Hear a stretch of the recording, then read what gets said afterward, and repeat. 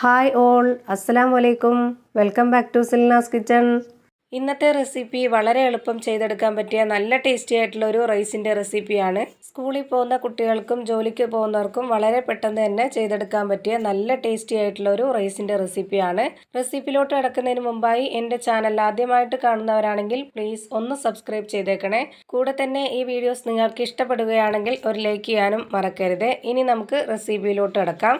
അപ്പോൾ ആദ്യം തന്നെ ഈ ഒരു റെസിപ്പി തയ്യാറാക്കാനായിട്ട് ഞാനിവിടെ കുക്കർ എടുത്ത് വെച്ചിട്ടുണ്ട്. ഇതിലേക്ക് 2 സ്പൂൺ നെയ്യാണ് ഒഴിച്ചു കൊടുക്കുന്നത്. അടുത്തതായി ഇതിലേക്ക് ഇതേപോലൊരു സ്പൂൺ അളവിൽ 1 സ്പൂൺ ഓയിൽ ഒഴിച്ചു കൊടുക്കാം. ഓയിൽ ഏത് ഓയിലായിരുന്നാലും കുഴപ്പമില്ല. ഇനി ഇതിലേക്ക് ചെറിയൊരു കോളിഫ്ലവർ ഇതുപോലെ കട്ട് ചെയ്തെടുത്തിട്ടുണ്ട്. ഇതുകൂടി ഇതിലേക്ക് ഇട്ട് കൊടുക്കാം. ഇത് കട്ട് ചെയ്തെടുക്കുമ്പോൾ ഒരുപാട് ചെറുതാക്കാതെ ഇത്രയും ഒരു വലിപ്പത്തിൽ കട്ട് ചെയ്തെടുക്കാൻ നോക്കുക. ഇപ്പോൾ ഇത് മുഴുവനായിട്ടും ഇതിലേക്ക് ഇട്ട് കൊടുത്തിട്ടുണ്ട്. ഇനി ഇതിലേക്ക് കുറച്ച് ഗ്രീൻ പീസ് ഇട്ട് കൊടുക്കുന്നുണ്ട്. വളരെ കുറച്ച് ഗ്രീൻ പീസ് മാത്രം ഇട്ട് കൊടുത്താൽ മതി. ഞാനിപ്പോൾ ഇത് വെള്ളത്തിലിട്ട് കുതിർത്തതിന് ശേഷം എടുത്തിട്ടുള്ള ഗ്രീൻ പീസ് ആണ്. ഇനി കുറച്ച് വള്ളിപ്പയർ ഇതുപോലെ ഈ ഒരു വലിപ്പത്തിൽ കട്ട് ചെയ്തെടുത്തിട്ട് ഇതിലേക്ക് ഇട്ട് കൊടുക്കുന്നുണ്ട്. ഇനി ഇതിലേക്ക് വളരെ ചെറിയൊരു ക്യാരറ്റിൻ്റെ പകുതി എടുത്ത് കട്ട് ചെയ്ത് ഇതിലേക്ക് ഇട്ട് കൊടുക്കുന്നുണ്ട്. ഇനി ഞാനിതിലേക്ക് 4 പച്ചമുളക് മുഴുവനെ ഇട്ട് കൊടുക്കുവാണ്. എരിവ് ആവശ്യമാണ് എന്നുള്ളവർക്ക് നടുക്കൊന്ന് കീറിയിട്ട് ഇട്ട് കൊടുക്കാം. ഇനി കുറച്ച് കറിവേപ്പില കൂടി ഇട്ട് കൊടുക്കുന്നുണ്ട്. ഇനി ഇതിലെല്ലാം നെയ്യുടെ മണം ഒന്ന് പിടിക്കാൻ വേണ്ടി 1-2 മിനിറ്റ് ഒന്ന് ചൂടാക്കി എടുക്കാം. ഇനി ഇതിലേക്ക് 4 ഏലക്ക ഇട്ട് കൊടുക്കുന്നുണ്ട്. ചെറുതായതുകൊണ്ടാണ് 4 ഇട്ട് കൊടുത്തത്. അല്ലാന്നുണ്ടെങ്കിൽ 2-3 ഒക്കെ മതിയാവും. ഇനി ഇതിലേക്ക് ഇതുപോലെ 3 കഷ്ണം പട്ടയാണ് ഇട്ട് കൊടുക്കുന്നത്.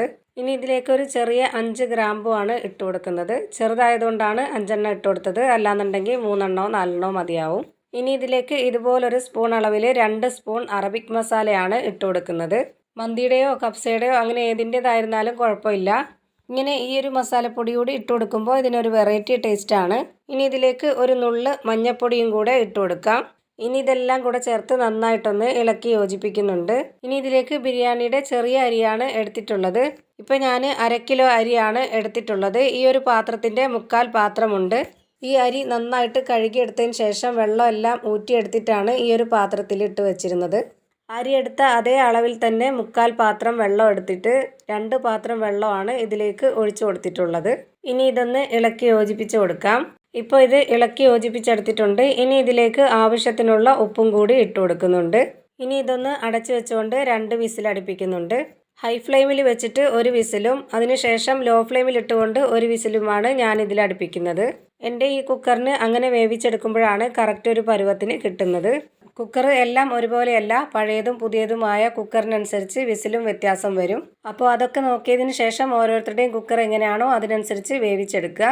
ഞാനിപ്പോൾ കറക്റ്റ് ഒരു പരുവത്തിനാണിത് വേവിച്ചെടുത്തിട്ടുള്ളത്. ഇപ്പോൾ ഞാനിത് വേറൊരു പാത്രത്തിലേക്ക് മാറ്റിയിട്ടുണ്ട്. ഇനി ഇതിലേക്ക് പുഴുങ്ങിയ മുട്ട കൂടി വെച്ച് കൊടുക്കുന്നുണ്ട്.